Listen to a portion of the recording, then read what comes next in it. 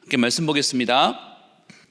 창세기 3장 1절부터 6절까지 말씀 한 목소리로 함께 합독해서 읽도록 하겠습니다. 같이 읽습니다. 그런데 뱀은 여호와 하나님이 지으신 들짐승 중에 가장 강교하니라. 뱀이 여자에게 물어 이르되 하나님이 참으로 너희에게 동산 모든 나무의 열매를 먹지 말라 하시더냐. 여자가 뱀에게 말하되 동산 나무의 열매를 우리가 먹을 수 있으나 동산 중앙에 있는 나무의 열매는 하나님의 말씀에 너희는 먹지도 말고 만지지도 말라 너희가 죽을까 하노라 하셨느니라. 뱀이 여자에게 이르되 너희가 결코 죽지 아니하리라. 너희가 그것을 먹는 날에는 너희 눈이 밝아져 하나님과 같이 되어 선악을 알 줄 하나님이 아심이니라. 여자가 그 나무를 본즉 먹음직도 하고 보암직도 하고 지혜롭게 할 만큼 탐스럽기도 한 나무인지라. 여자가 그 열매를 따먹고 자기와 함께 있는 남편에게도 주매 그도 먹은지라. 아멘. 오늘도 기도해 오신 여러분, 또 현장에서 함께 기도하시고 또 현장에서 망대를 세우시는 우리 모든 성도 여러분, 오늘 말씀의 제목이 나를 살리는 복음입니다. 하나님은 우리에게 오늘도 성경을 통해서 우리를 살리는 복음을 말씀하고 계시는데요, 사단은 지금도 사단의 계략이 있습니다. 사단의 속임수가 있습니다. 여러분, 아무리 좋은 것도요, 우리에게 왜곡되게 오면 문제가 됩니다. 저는 아직도 기억나는데 우리 유 목사님 그런 표현들 쓰셨습니다. 여러분, 나무한테는 햇볕이 너무 중요하고요, 물도 너무 중요합니다. 그런데 살아있는 나무한테 햇볕이 중요하고 살아있는 나무한테 물이 중요한 거예요. 물 자체가 중요한 게 아니라 생명이 없으면 오히려 햇볕은 더 말라서 더 죽게 만드는 거고요, 생명이 없는 나무에게 물은 오히려 더 썩게 만드는 상황이 됩니다. 지금도 여러분, 사단은 이게 나쁘다, 이게 틀렸다의 문제가 아니라 우리에게 주신 모든 응답들을 왜곡되어서 놓치게 만들고 속게 만드는 것이 사단이 하는 일입니다. 일단 오늘 여러분들은 사단의 소원에 사단을 이기신 분들입니다. 사단의 소원이 뭡니까? 첫 번째, 교회 가지 마라. 딴 데 다 가도 교회는 가지 마라. 그게 사단의 소원이죠. 근데 많은 분들이 사단에 대해서 안다고 생각하지만 우리가 너무 단편적으로 보는 것 같습니다. 여러분, 사단은 우리에게 시험거리를 주는데 그 시험거리 하나 가지고 멈춰 있지 않고요, 계속해서 우리를 끊임없이 발목을 잡고 있습니다. 그래서 교회를 못 오게 하는 게 사단의 하는 일이고요. 근데 만약에 사단이 교회를 못 오게 했는데 우리가 교회를 오면요, 교회를 와도 복음은 절대로 깨닫지 말고 그냥 왔다 가라, 놀다 가라. 그게 사단이 하는 거죠. 그런데 하나님 은혜로 교회를 오게 되고 말씀을 듣다가 복음을 깨닫게 되면 사단은 포기합니까? 복음을 깨달아도 기도의 응답은 누리지 마라. 그게 사단이 하는 행동입니다. 그런데 하나님이 우리에게 은혜로 기도의 축복을 알게 하시면 사단은 포기합니까? 그 다음 사단이 노리는 게 뭐죠? 너만 은혜 받고 절대로 전도는 하지 마라. 지금도 사단은 저와 여러분들을 붙잡고 있다고 우리가 한번 속았다고 포기하는 게 아니라 계속 그쪽 방향으로 가도록 사단은 우리를 더 무너뜨리고 있습니다. 여러분, 지금 사단이 어떻게 활동하고 있습니까? 제가 말씀을 준비하면서 그런 생각 들었습니다. 요즘 말씀 전하는 게 너무 조심스러워요. 여러분들은 은혜 받으려고 쳐다보고 계시는데 다른 누군가는 불꽃 같은 눈으로 이렇게 흠잡으려고 쳐다보고 있습니다. 그래서 아마 그들이 보기에는 또 마귀 얘기하네 라고 생각이 들 것 같아요. 저는 어릴 때부터 교회에서 자랐습니다. 그런데 교회에서 자라면서 하나님, 예수님, 성령님 얘기 많이 들었는데요, 사단의 실체를 모르니까 그 말이 그냥 막연하게 들렸어요. 여러분, 우리는 마귀 얘기하는 게 아니고요, 마귀의 활동을 통해 그리스도가 하신 일이 무엇인지를 밝히 말하고 있는 것입니다. 지금 사단이 여러분 어떻게 활동한다고 생각하십니까? 누군가에게는 사단이 직접적인 공격으로 가위 눌리게도 하고요, 또 뭔가 보이기도 하고 뭔가 들리기도 하는 환청과 환상으로 시달리게 하는 경우도 있을 겁니다. 그런데 어떤 면에서는 대다수의 사람들이 할까요? 대중적인 면에서는 눈에 보이는 공격 말고 우리의 일상 가운데, 우리의 현실 가운데 우리의 삶을 왜곡하는 방향으로 우리에게 시험거리를 줄 겁니다. 제가 이 얘기를 이번 주에 있는 청년 현장에서 몇 군데 전했거든요. 여러분들에게 있어서 사단의 활동은 직접적인 공격이냐, 아니면 여러분들의 삶을 현실 가운데 왜곡하게 하고 틀리게 하냐라고 얘기했더니 대부분의 청년들이 렘넌트로 자라니까 일상적에서 현실적인 거죠 라고 얘기했는데, 저쪽에 있는 한 자매님만 아니요, 사단이 공격합니다. 그러고 옆에 누가 설명해 주는데 계속 가위 눌린대요. 계속 시달린대요. 그러다 보니 일상에 있는 사람들은 실제로 공격에 대한 부분을 이해 못하고요, 또 사단의 공격 속에 계속 시달리는 사람은 그 나머지에 대한 부분도 모르고 있습니다. 여러분, 분명한 사단은 저와 여러분들의 형편을 너무 잘 알고 우리가 걸릴 수밖에 없도록 상황을 만들고 있습니다. 우리 일상 가운데, 현실 가운데 사단이 하는 그 속임은 어떤 것입니까? 우리의 생각과 가치와 방향을 틀린 대로 가게 하는 것입니다. 죄라고 하는 단어의 원어의 뜻을 보면요, 죄가 어떤 의미를 설명하냐 하면 관역이 있는데 화살이 가서 정확하게 관역에 꽂혀야 되는데 그 화살이 빗나가는 것을 죄라고 얘기합니다. 많은 사람들이 뭔가 내가 하는 행동이 잘못되고 잘못된 행동을 해야지 그게 죄라고 얘기하는데요, 사실은 우리의 방향이 틀린 것이 죄가 되는 겁니다. 여러분, 그러면 누군가가 열심히 살아요, 착하게 살아요, 성공하고 살아요. 그런데 하나님과 방향이 안 맞으면 죄가 되는 겁니다. 어떤 면에서는 우리에게 죄에 대한 부분들을 그동안 말씀을 통해서 명확하게 설명해 주고 있습니다. 그래서 도둑질하는 것만 죄가 아니고요, 도둑은 밥 먹는 것, 잠자는 것, 쉬는 것도 죄가 되는 겁니다. 그래서 사단은 지금도요, 우리의 생각과 가치와 방향이 틀리도록 만들고 있는 것입니다. 그러다 보니 직접적인 공격을 하는 사단의 활동이 있는 반면에 우리의 일상과 현실을 건드리는 사단의 속임수는 우리 보고 죄지어라고 말하지 않아요. 어떻게 하냐? 죄인데 죄가 아닌 것처럼 우리를 설득하는 겁니다. 그래서 요한복음 8장 44절에 너희는 너희 아비 마귀에게서 났으니 라고 얘기하면서 우리를 미혹하고요, 그리고 우리를 넘어뜨리는 것입니다. 직접적인 공격도 있지만 사실은 대부분의 사람들이 지금 어디에 걸려 있냐 하면, 괜찮아, 그럴 수 있어, 다들 그러고 살아, 그 상황에는 어쩔 수 없었기 때문에 괜찮은 거야 라고 타협하게 만든다는 겁니다. 그래서 사단이 하는, 창세기 오늘 말씀에도 나올 텐데요, 사단이 하는 게 뭐냐? 하나님의 말씀은 분명하게 선과 악을 구별하고 있고요, 하나님 말씀은 분명하게 우리에게 선포하고 있습니다. 그런데 그 하나님 말씀을 흐릿하게 만드는 거예요. 희미하게, 그래도 되고 안 해도 되는 것처럼 얘기하는 겁니다. 또 우리에게 그게 율법인 것처럼 그걸 무시하도록 사단이 만드는 것이죠. 사단이 하는, 말씀을 흐리게 하는 제일 큰 게 뭐냐? 말씀을 의심하게 만드는 겁니다. 정말 그렇게 되겠냐? 라고 해버리는 거죠. 저는 요즘 검색을 할 때마다 사단이 얼마나 많은 것들을 왜곡시켜 놨냐 하면, 이제는 뭔가 검색하면 이제는 무서운 시대가 되어버렸습니다.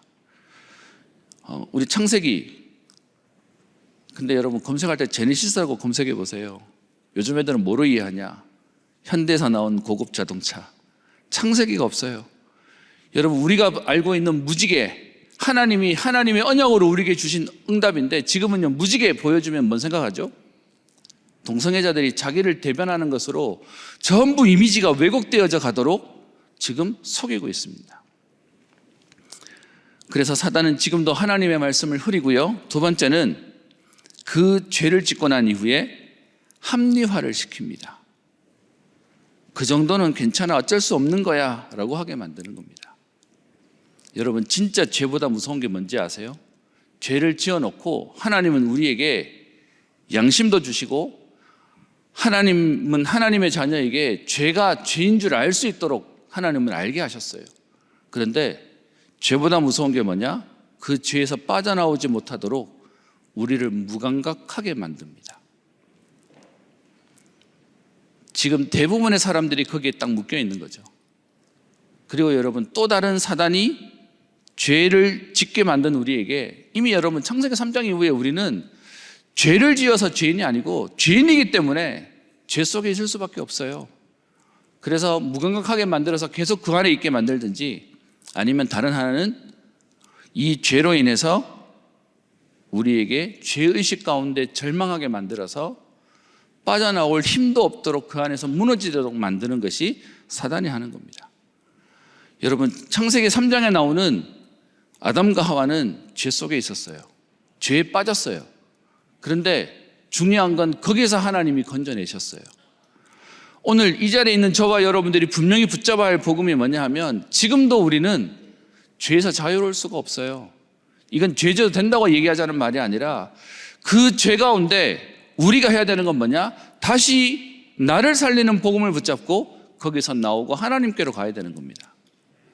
그런데 너무 많은 사람들이 이 속에 무감각하게 묶여 있거나, 아니면 완전히 절망해서 못 간다라고 포기하고 그 속에 멈춰져 있는 겁니다.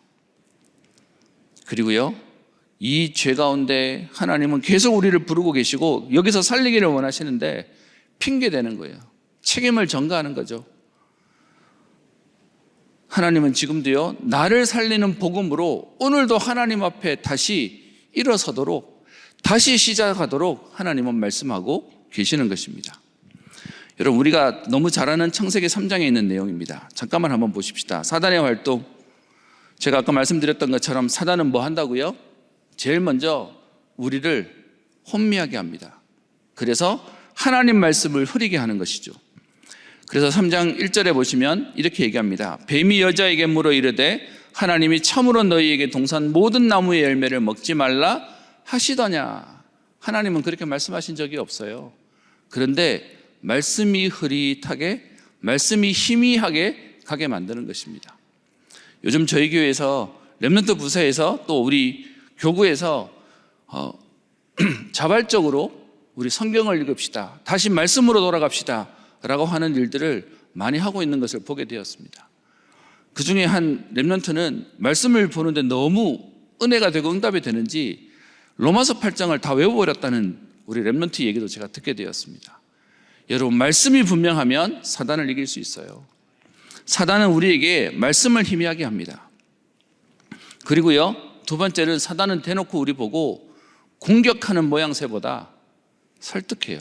죄를 지어라 하지 않았어요. 선악과 따먹어라 하지 않고요, 뭐라고 얘기하죠? 그게 4절에 얘기하는 뱀이 여자에게 이르되 너희가 결코 죽지 아니하리라. 그래서 자꾸 우리를 설득시키는 겁니다. 괜찮아, 안 그래 라고.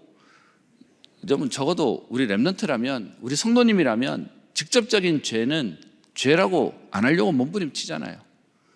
그런데 거기에 계속 걸리도록 그 속에 묶여있게 만드는 겁니다. 5절, 너희 눈이 밝아져 하나님과 같이 되어 선악을 알 줄을 하나님이 아심이라. 계속 사단이 지금 설득하고 있는 겁니다. 그리고요, 그 사단의 활동이 뭐냐? 6절, 여자가 그 나무를 본즉 먹음직도 하고 보암직도 하고 지혜롭게 할 만큼 탐스럽기도 한 나무인지라. 우리 렘넌트들이 그런 얘기 하더라고요. 선악과를 따먹은 게 아담과 하와가 한 죄가 아닙니까? 라고 얘기하는데, 여러분, 사실은 이미 6절에서 욕망에서 져버렸어요. 선악과를 따먹은 행동이 죄가 아니고, 선악과를 쳐다봤는데 먹음직도 하고 보암직도 하고 지혜롭게 할 만큼 탐스럽기도 한다는 생각에서 이미 방향이 틀려버렸어요. 그게 행동으로 나온 게 문제가 되는 거죠. 사실은 욕망을 이용하는, 여러분, 욕망 자체가 나쁘지 않아요. 욕망 자체가 문제가 되지 않아요. 그런데 사단이 그 부분을 딱 건드려서 하나님 떠나는데 가도록 만들게 되는 것입니다. 제가 오늘 여러분들과 드릴 얘기는 우리 이 본문은 너무 잘 아는 내용입니다. 그런데 이 내용이 아니라 이 속에 있는 아담과 하와가 이 문제를 만났더라도 하나님의 복음은 우리를 살리는 거잖아요. 그러면 나오면 되는 거였어요. 그런데 아담과 하와가 그 속에 주저앉아 있습니다. 그게 7절을 보시면 이에 그들의 눈이 밝아져 자기들이 벗은 줄을 알고 무화과 나무 잎을 엮어 치마로 삼았더라. 자기들의 치부가 드러나는데 그걸 가리는 걸로 멈춰 있어요. 지금 눈이 밝아져서 안 보이던 게 보이기 시작하고, 여기서 말하는 안 보이던 게 좋은 의미가 아니라 지금 뭔가가 달라진 걸 봤으면 사실은 빨리 하나님 앞에 돌아오면 되는 거였어요. 그리고요, 그 뒤에 8절에 그들이 그날 바람이 불매 동산에 거니시는 여호와 하나님의 소리를 듣고, 하나님이 하시는 소리를 들었어요. 그랬는데 아담과 그의 아내가 여호와 하나님의 낯을 피하여. 여러분, 저는 오늘 메시지 가운데 이렇게 전달하고 싶습니다. 여러분, 우리는 이 땅을 살면서 완벽할 수 없어요. 또 우리에게는 실수도 우리가 의도치 않았지만 또 어떤 면에서는 알면서도 약한 것 때문에 넘어가기도 합니다. 그런데 그때마다 우리에게 하나님이 주신 복음을 붙잡으면 되는데 우리는 알고도 그 자리에 멈춰 있는 거예요. 오늘 하나님의 소리를 들었음에도 불구하고 아담과 하와가 뭐하냐? 하나님의 낯을 피하려고. 피해집니까? 그런데 하나님 낯을 피하려고 뭐하죠? 동산나무 사이에 숨어 있는 것입니다. 다른 말로 얘기하면 죄를 지은 것도 잘못했지만 그 죄 이후에도 여전히 사단의 영향권 안에 무너져 있는 거예요. 그리고 하나님이 묻죠. 네가 어디 있느냐라고 묻습니다. 여러분, 하나님이 정말 몰라서 안 보여서 어디 있니라고 찾고 계신 거겠습니까? 다 알고 계신데 하나님은 부르고 계시는 거예요. 그런데 그 하나님의 부르심의 목소리를 듣고도 아담과 하와의 반응은 핑계됩니다. 하나님 주신 저 여자가 줘서요, 하나님 만드신 저 뱀이 줘서요 라고 얘기하면서 여전히 그 속에 머물러 있는 겁니다. 제가 오늘 여러분들과 함께 말씀을 나누면서 제목을 나를 살리는 복음이라는 이 말씀이 오늘도 여러분들이 어떠한 상황 속에 있어도 이것이 인정되어지십니까? 복음은 나를 살리는 하나님의 음성이다. 내가 아무리 모자라고 약해도 이 복음으로 하나님은 나를 살리기를 원하시기에 내가 오늘 이 복음만 붙잡으면 된다라고 하는 분명한 언약이 있으십니까? 오늘 이 자리에 어떤 마음으로 어떻게 오셨는지 모르지만 오늘도 우리가 이 복음 붙잡으면 우리의 형편과 우리의 수준과 상관없이 하나님은 우리의 가정과 현장과 시대를 살리는 전도자로 세우실 것입니다. 이렇게 하나님의 소리를 듣고도 피하려고 숨어있는 아담과 하와를 여러분, 하나님은 포기하지 않으시고 그 하나님이 살리러 찾아오십니다. 그게 여러분 9절에 있는 내가 어디 있느냐라고 질문하고 계십니다. 여러분에게 한번 여쭤보겠습니다. 여러분 보기에 지금 오늘 창세기 3장에 나오는 이 일의 가해자는 누구고 피해자는 누군 것 같습니까? 가해자는 여러분 보시기에 뱀은 가해자입니까? 피해자입니까? 갑자기 이렇게 얘기하면 너무 신학적인 얘기가 되는 거죠. 여기에 하나님의 공의가 나옵니다. 사실은 여러분 성경을 조금 깊이 보시면 창세기에서 사단에 대한 내용을 명확한 표현으로 드러내지 않습니다. 그냥 뱀이라고 하는 부분만 나타내는 거고요. 창세기로 시작되어서 뱀 속에 역사하는 사단이라는 부분이 있지만 표현적인 사단이라는 말을 하지 않지만 성경이 진행되어지면서 이 사단에 대한 부분들을 점점점 드러내시고, 그리고 예수님이 오셔서 사단을 결박하시고, 그리고 요한계시록에 사단을 완전히 박살냈다라고 하는 것으로 성경이 진행되어져 가요. 그래서 뱀도 사실은 사단에게 아담과 하와를 넘어뜨리는 일에 통로로서 쓰임받았기에 뱀도 저주를 받아요. 그리고 여러분, 아담을 넘어뜨리는 일에 하와가 사실은 뱀하고 친한 것 때문에 아담을 먹게 만들었잖아요. 뭐 그러다 보니 우리 농담으로 이렇게 하와가 먹었다면서 이렇게 약한 여자를 약간 좀 이렇게 공격하는 말로 쓰기도 합니다. 근데 여러분, 하나님의 공의가 어딘지 아십니까? 여자를 통해서 죄가 들어오는 통로가 되었는데, 그런데 하나님은 그 여인의 후손을 통해서 뱀의 머리를 박살내겠다라고 얘기해서 하나님이 그 여자를 피해자와 패배자로만 남겨놓지 않으시고 그 여인의 후손을 통해서 응답의 통로로 하나님이 다시 살리고 계세요. 여러분, 그게 하나님이 하시는 방법입니다. 그래서 분명한 건 죄에 대한 책임을 하나님 물으세요. 그런데 그 소망을 아담을 통해서도 아니고요, 여인의 후손을 통해서 뱀의 머리가 박살날 것이다 라고 하는 소망을 주세요. 혹시 여러분, 지금 여러분 많이 어려운 분들 계십니까? 여러분 많이 망가지신 분들이 계십니까? 하나님의 방법은 잘난 사람을 통해 쓰시는 게 아니에요. 복음 붙잡은 자를 통해 하나님은 증인으로 사용하시는 것입니다. 그래서 하와가 죄의 통로가 되긴 했지만 이 여자를 통해 하나님은 여자의 후손을 오도록 만드시고, 그리고 이 여자의 후손을 통해 하나님은 우리에게 소망을 주시고 계십니다. 그래서 여러분, 복음은 소망이에요. 복음은 하나님 주시는 응답이에요. 그리고 여러분, 아담도 선악과 따먹었잖아요. 그럼 세상 말로 말하면 아담도 죽어야 되는 인생입니다. 소망이 없는 인생입니다. 그런데 하나님이 그 아담에게 책임을 묻습니다. 평생토록 얼굴에 땀을 흘려야 소산을 먹을 수 있는 고통이 오는 책임은 묻습니다. 그런데 하나님의 방법은 뭐죠? 아담을 에덴 동산에서 쫓겨나긴 하지만 하나님은 그 아담을 통해 언약이 전달되어지는 일의 응답으로 하나님은 생존을 허락하십니다. 제가 예전에 한번 얘기 드렸었던 것 같은데, 제가 어릴 때 워낙 친구들한테 동네가 좀 별로 안 좋았어요. 불교 문화, 유교 문화다 보니 목사 아들이라는 것 자체가 놀림감이 되는 그런 동네 문화였습니다. 그러다 보니까 항상 애들이 이렇게 부르면 저는 이름이 없었어요. 어이 목사 아들, 야 이거 해봐 저거 해봐 라고 놀리는 그런. 그래서 제가 이렇게 순하게 생겼는데 제가 싸움을 무지했어요. 못 참겠어가지고. 그러다 보니 제 기도가 뭐였냐, 하나님 천사 한 명만 보내주세요. 저 말하는 쟤네들 좀 혼내주세요. 그래서 사실 제 어린 마음에 천사가 너무 부러웠어요. 천사는 뭔가 능력이 있는 것처럼 보였어요. 근데 제가 보고 말고 난 뒤에 제가 자존감이 생겼어요. 여러분, 천사가 타락해서 사단이 됐잖아요. 근데 그 타락한 천사에는 하나님은 구원의 기회를 주시지 않았어요. 그런데 아담과 하와는 모자라고 연약하지만 그들이 무너졌는데 하나님이 아담과 하와한테는 여인의 후손을 통하여 회복할 수 있는 은혜를 주셨어요. 능력은 천사가 더 많은지 모르지만 신분이 달라요. 여러분, 그 신분 안에 들어와 있는 존재가 바로 저와 여러분들입니다. 제가 그때부터는 천사가 하나도 안 부러워요. 능력 있지만 너와 나는 달라에 대한 부분이 되는 거예요.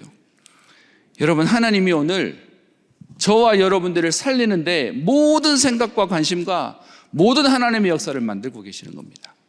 근데 사단은 뭐하냐? 여러분들이 중요하기 때문에 여러분들을 넘어뜨리고 있는 거예요. 생각과 방향과 가치를 놓치고 또 문제와 사건 때문에 좀 막 힘내다가도 여러분 뭔가 일이 생기고 사건이 생기면 또 넘어지게 만들잖아요. 그런데 하나님은 오늘 분명한 응답으로 살리기를 원하시는 겁니다. 그리고 오늘 본문에는 안 나왔지만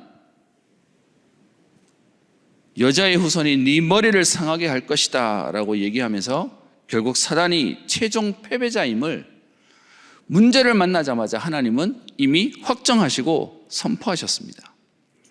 그래서 사단과의 관계를 어떻게 정리하시죠? 여자와 원수가 되게 한다는 것뿐만 아니라 네 원수도 여자의 후손과 원수가 되게 한다라고 얘기하면서 사실은 신학적인 표현으로는 하나님이 사단에게 전쟁을 선포하셨습니다. 그래서 영원히 갈 수 없다라고 얘기하셨고요.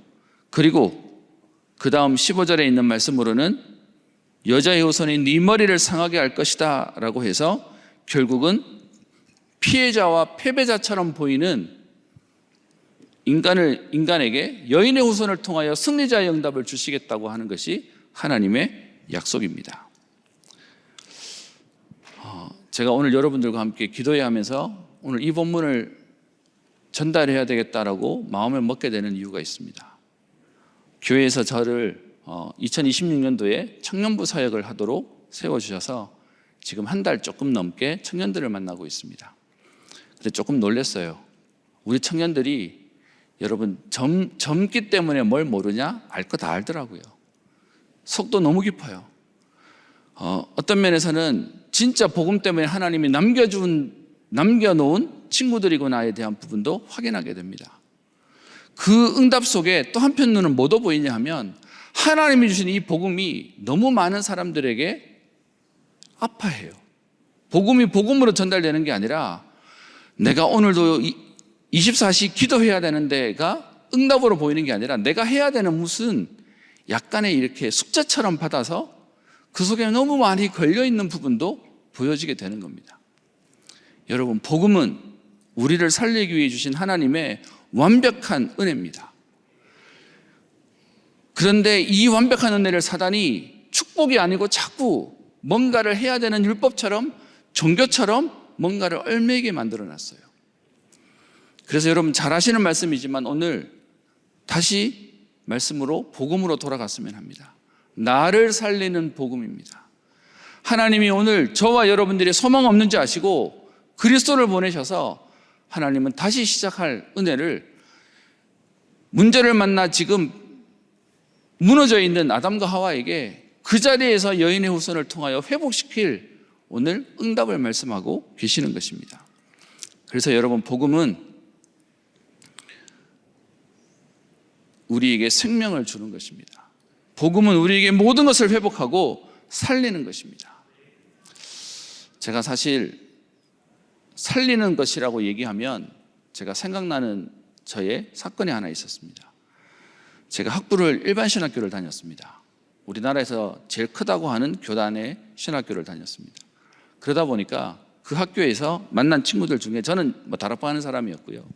이 친구가 사역하는 교회는 우리나라에서 알아주는 큰 대형 교회였습니다. 거기서 사역하는데 그 교회가 조금 율법적이었어요. 근데 교인들은 많아요. 근데 그 교회에서 무엇을 하냐? 애들한테 혼전 순교를 강조하고 그거 가지고 많은 친구들이 혼전 순교를 서약하고 결단하고 막 기도회도 하고 힘있게 움직이는 교회였어요. 제가 그때 보면서 하나 느낀 게 있어요. 그 개인은 별 대단한 게 없는데 내가 속해 있는 교회가 크고 대단하면 나도 대단한 것처럼 약간 우리 한국 사람들은 내가 차 큰 거 타고 다니고 내가 집 큰 거 살면 나도 큰 사람인 것처럼 좀 착각하잖아요. 이 교육자가 그 자부심이 어마어마했어요. 그래서 이렇게 복음 같이 좀 얘기하고 나눠보려고 하는데 말도 안 통했어요. 그러다가 방학을 하고 그 다음 학기에 학교를 왔는데 그 당당하고 자신만만하던 이 친구가 얼굴이 완전 죽을 상이에요. 그리고 수업도 자꾸 빠져요. 그래서 제가 좀 물었습니다. 뭔 일이 있는 거냐라고 물었더니 이 친구가 저한테 잊을 수 없는 얘기를 했어요. 그 교회가 그렇게 혼전 순교를 강조하고 중고등학생들한테 하나님의 결단하도록 만드는 교회인데 거기서 앞장서서 일하던 임원이 소위 말하면 이렇게 남자친구랑 있다가 그날 분위기와 상황상 순교를 잃어버렸어요. 그러고 나니까 이 친구가 워낙 그걸 강조하다 보니 이 친구가 이게 딱 자기에게 짐이 돼버린 거예요. 뭔 말인지 이해되세요? 여러분 복음이 복음으로 안 들리면 그게 율법으로 들리면 또 하나의 딱 고리가 돼버립니다. 그래서 이 친구가 신앙생활이 안 되는 것으로 멈춘 게 아니라 이 친구가 그러다가 자살을 해버렸어요. 근데 그 아이를 가르치던 이 교육자가 이제 자기가 하는 사역이 맞다고 생각하고 자부심을 가지고 하던 친구인데 그 아이가 죽는 걸 보고는 이제 본인에게 회의가 온 거예요. 그래서 이제 학교 생활도 안 되고 교육자 생활도 안 되고 그러다 결국 그 친구는 휴학을 해버렸어요. 저는 그때 본 게 있습니다. 복음은 살리는 것이다. 여러분, 이 일에 우리가 진짜로 하나님이 주신 은혜를 못 받으면 뭔가가 우리를 건드리게 되어 있습니다. 복음 아닌 다른 어떤 것도 우리에게 자랑할 게 없는 게, 내가 힘이 있을 때는 응답이 되는 것처럼 보이지만 그렇지 않을 때는 그게 결국은 사단이 우리를 걸어 넘어뜨리는 통로가 되는 것입니다. 여러분, 완벽주의가 왜 나오죠? 그 사람이 대단해서요? 아니요. 너무 많은 시행착오를 했기 때문에 그 사람이 더 이상 흐트러지지 않으려고 자기를 무장하고 있는 게 그게 완벽 기질이에요. 그러다 보니 어느 날 열심히 했던 그 사람이 한 번 흐트러지면 못 견디는 겁니다. 사단은 그렇게 우리를 넘어뜨리는 거죠. 여러분, 그래서 복음은 우리를 살리는 거예요. 아멘. 복음은 우리를 살리는 하나님의 말씀이에요. 그래서 오늘도 하나님 앞에 다시 복음 붙잡고 시작하면 되는 것입니다. 복음으로 하나님 앞에서 주시는 응답 속으로 들어가면 되는 것입니다. 이 복음의 특징이 있습니다. 이 복음은 우리를 깨닫게 하세요. 아, 그래서 그렇게 되었나 보다. 아무리 안 좋은 일이라도, 아무리 이게 왜 이렇게 문제가 터졌지라고 해도 복음 안에 들어오면 그게 이해가 되어서, 아, 그래서 하나님이 하셨나 보다. 그래서 스토리가 되게 만들어주세요. 그래서 하나님이 이렇게 인도하셨나 보다라고 받아들일 수 있게 되는 거죠. 그게 우리를 깨닫게 하신다는 겁니다. 그래서요, 여러분, 우리는 오늘도 복음 앞에 생명으로 돌아온다는 건 하나님 우리의 깨닫게 하셔서 우리를 이해시키시고 우리의 방향을 바꾸게 하시는 거예요. 여러분, 죄는 관역으로 가야 될 화살이 빗나가는 것이 죄라고 했습니다. 방향이 틀렸는데 하나님이 우리에게 복음의 은혜를 주시면 그 방향을 점점점 하나님께로 가도록 옮기시는 거죠. 물론 한 번에 완전히 못 올 수도 있어요. 그런데 그 변화를 하나님이 조금씩 변화시켜 가시고 바꿔 가시는 것입니다. 그리고요, 이 방향이 바뀌는데 시간을 두고 결국은 열매 맺도록 하나님은 역사하시는 것입니다. 우리가 막 애를 썼더니 열매 맺어지는 게 아니고요, 이 복음 속에 있는데 하나님 우리를 방향을 바꿔서 붙어만 있는데 하나님은 열매가 맺어지는 은혜로 만들어 가신다는 것입니다. 그리고요, 이 응답을 우리에게 억지로 강요하는 것이 아니라 우리에게 이게 너무 자유함으로, 하나님 앞에 자유케 되어지는 감사함으로 이 응답을 누리도록 하나님은 만들어 가시는 것입니다. 나를 살리는 복음. 여러분, 이번 원단 메시지가 아침에, 낮에, 저녁에 최고 행복한 시간을 가져라라고 얘기합니다. 여러분에게 오늘 그 나를 살리는 행복한 시간의 응답이 여러분 누리고 계시죠? 여러분, 이 복음으로 나를 살리겠다라고 하는 지금 나 중심 그 얘기를 하자는 게 아니고요, 오늘도 하나님의 관심은 복음 붙잡은 저와 여러분들을 하나님 오늘도 하나님의 응답을 누리도록, 하나님의 역사의 축복 속에 있도록 하나님은 지금도 역사하고 계시는 것입니다. 저는 지금 이 복음 속에 있는 저와 여러분들에게 하나님은 우리를 이 시대의 남은 자로 진짜 복음을, 오직 복음에 대한 이유를 알고 이 복음만 말해야 되는 응답의 사람으로 저와 여러분들을 부르셨다라고 저는 믿고 확신하고 있습니다. 기도해라 라는 말이 아니고요, 오늘도 복음으로 내가 살아나는 응답이 우리 현장에 있는 후대들에게 증거로 하나님은 보여지게 하실 것입니다. 말씀을 마치겠습니다. 하나님이 우리에게 주신 이 복음이 창세기 3장 15절에 여인의 후손이 뱀의 머리를 박살내고, 요한복음 19장 30절에 십자가에서 다 이루셨다고 말씀하시고요, 골로새서 2장 15절에 십자가로 그들을 이기셨다라고 얘기합니다. 여러분, 오늘도 복음으로 새로 시작하고 도전하고 결단하고 그 응답의 축복으로 나와 현장과 시대 살리는 응답의 주역 되시기를 주의 이름으로 축복합니다.